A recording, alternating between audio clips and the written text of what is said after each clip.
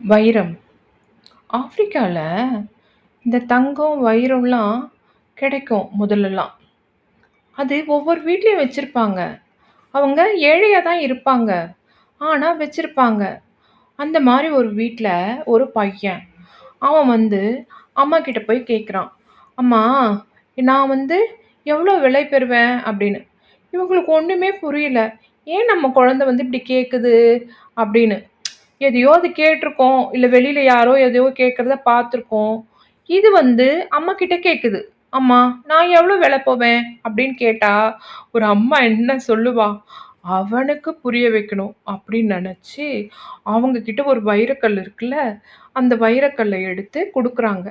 குடுத்து அவன்கிட்ட போயிட்டு, "நீ போயி உன் ஸ்கூல்ல உன் ஃப்ரெண்டு கிட்ட இதுக்கு என்ன மதிப்புன்னு கேட்டுட்டு வா" அப்படின்னு சொல்றாங்க. அவன் போயிட்டு அந்த பையன் ஒரு குட்டி பையன் தானே அவன், இவன போல. அவன்கிட்ட கேட்கிறப்போ அவன் சொல்லுவான், "டேய் போடா! இது என்னமோ தெரியல.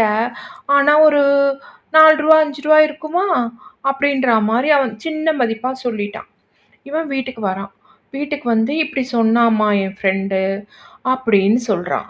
உடனே அந்த அம்மா சொல்றாங்க, "சரி ராஜா, நீ போயிட்டு இங்க ஒரு நகைக்கடை இருக்குல்ல, அந்த நகைக்கடைக்காரர்கிட்ட போயிட்டு கேட்டுட்டு வா" அப்படின்னு சொல்றாங்க.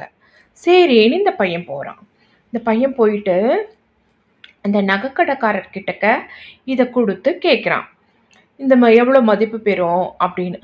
அவர் பார்த்துட்டு, "ஓ! நல்ல வைரக்கல்லா இருக்கே!" அப்படி சொல்லிட்டு ஒரு 1000 கணக்குல மதிப்பு சொல்றாரு. ஒரு 10,000லேருந்து 20,000 அப்படின்ற மாரி மதிப்பு சொல்றாரு. இவன் வந்து அம்மாகிட்ட சொல்றான். அப்ப அம்மா சொல்றாங்க, "சரி கண்ணா, நம்ம நாளைக்கு போலாம். நாளைக்கு போயி இந்த இதெல்லாம் ஆராய்ச்சி பண்றாங்கல்ல, இந்த கற்கள் எல்லாம், அவங்க கிட்ட கேட்கலாம். நானும் வரேன்." அப்படின்னு சொல்றாங்க. அப்படி ஒருத்தர் கிட்டக்க கொண்டு போயி காமிக்கிறாங்க. அப்போ அவர் சொல்றாரு, இந்த வைரக்கல் வந்து விலை மதிப்பில்லாதது. பிரைஸ்லெஸ்.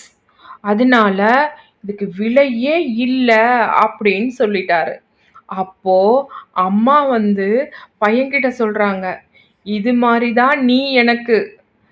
ஒவ்வொருத்தருக்கு நீ வந்து மத்தவங்களுக்கு ஒவ்வொரு விதமா இருப்ப. ஆனா நான் தாய்டா உனக்கு. நீ எனக்கு பிரைஸ்லெஸ்."